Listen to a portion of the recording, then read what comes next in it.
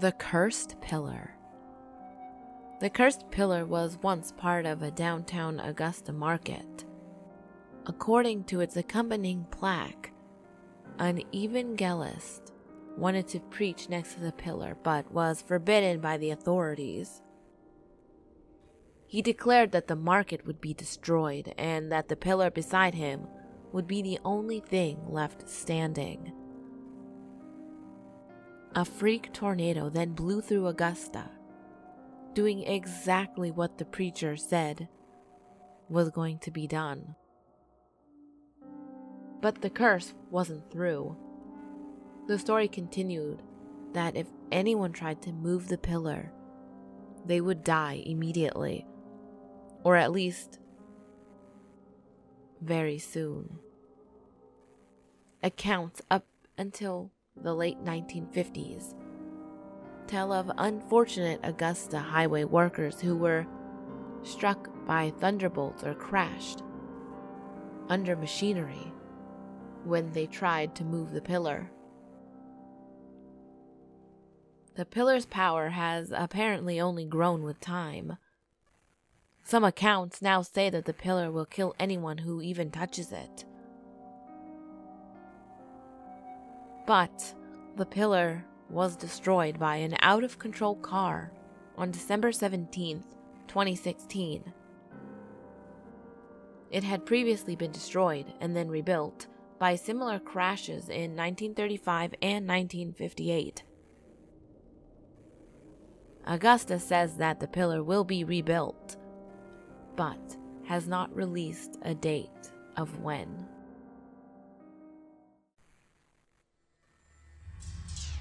Garden City Ghost Car. You may recall this from the earlier days of YouTube, one of the first paranormal videos on the site. A patrol officer in Garden City took chase to a car that was driving erratically, his speed increasing at almost inhuman rates. He even seems to disappear completely before reappearing in a blink of an eye. Strangely, the car swerved off onto a dirt road and went straight through a chain-linked fence as if it wasn't even there. And the whole thing was caught on the officer's dash cam.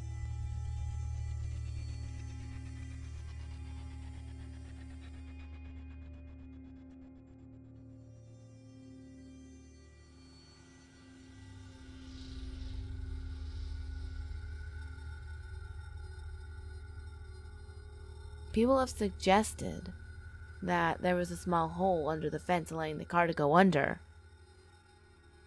or that he quickly swerved around the fence. Possibly that the speed he was going allowed him to go through the fence with no damage done. You decide. Calaboose Alley. Calaboose Alley runs for about 100 feet between Croghan and Pike Street. It's approximately 11 to 12 feet wide, with the city owning 8 feet of its width. The alley serves as a shortcut from a nearby county parking lot to the businesses. But in 1840, a slave owner went to attack a slave named Alec in his quarters. The slave owner fell off of a ladder and impaled himself on a sword, the one that he was going to use to kill his slave Alec. As was unfortunately quite often back in the day, Alec was falsely accused of the murder of his master and was quickly sentenced to death. Alec was chained by his ankles and wrists to the floor of his cell right before his hanging. It's said that people can still feel his presence and sometimes hear Alec's sad song that he would sing to himself whilst chained to the cold, damp floor, awaiting his death that was literally right around the corner. Nickajack Creek Bridge. There are 16 covered bridges left in the state of Georgia. You can, if you so choose, to drive your car across Nickajack Creek Bridge. It only has one lane, being built in the 1870s, when cars were barely even a thought.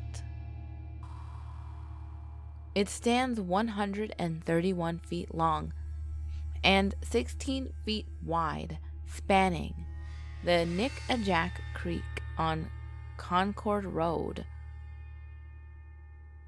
This covered bridge is located in Smyrna, Georgia, and is supposedly surrounded by the Waterheads. Waterheads are said to be the ghosts of children who died at the creek just underneath the bridge. The legend goes that if you park your car on that bridge, turn off your car, and put a Snickers bar or some other type of candy on top of your car, the kids would scramble onto the car and take it. Although we do not recommend trying this at this bridge because it is busy and you may become a ghost yourself. Gracie Watson. Gracie Watson was born in 1883 and was an only child. Her father was manager of the Pulaski House, one of Savannah's leading hotels, and she was said to be a favorite among the guests that stayed.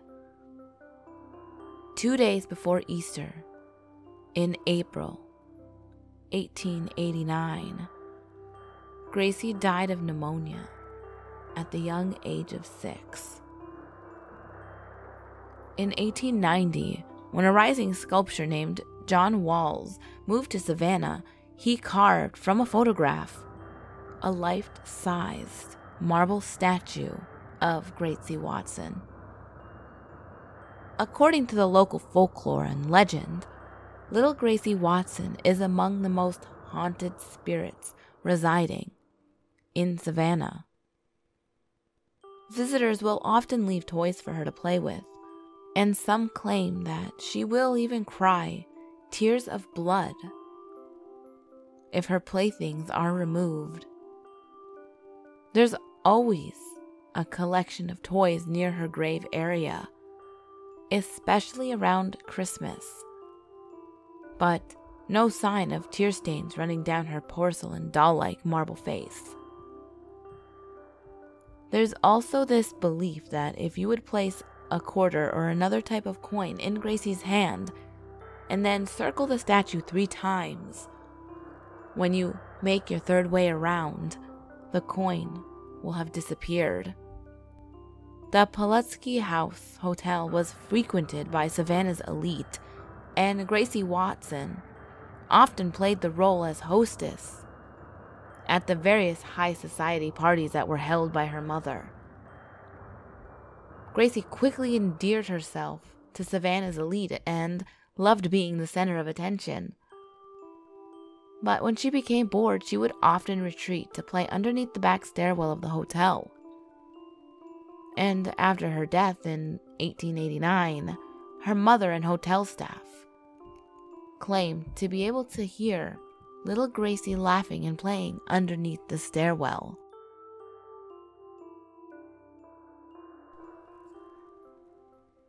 Ghouls, I'm back! Finally, back from the dead, but not really the dead, just from Comic-Con and life. Yeah, I had a great time at Comic-Con. It was the best. I met Cole Sprouse. I met and talked with Sean Shamil. I can't pronounce his very Jewish name. The guy who voices Goku. Oh my god, he's so nice. I kept purposely bumping into him all weekend like I'm gonna be fresh in his mind. And he liked one of my tweets, like, oh my gosh. But enough geeking out. I'm glad to be back, ghouls. I am sorry that this is a shorter video. I really wanted it to be longer than this, but you know how it is. I really couldn't find a lot of information about these, little local-ish urban legends, you know what I mean? But I hope you ghouls enjoy it, and Monday's video I hope will be amazing. I'm trying to find a nice, good, long story for you ghouls. So yeah, ghouls, as always, the last video will be on the top left, the next video will be on the bottom left.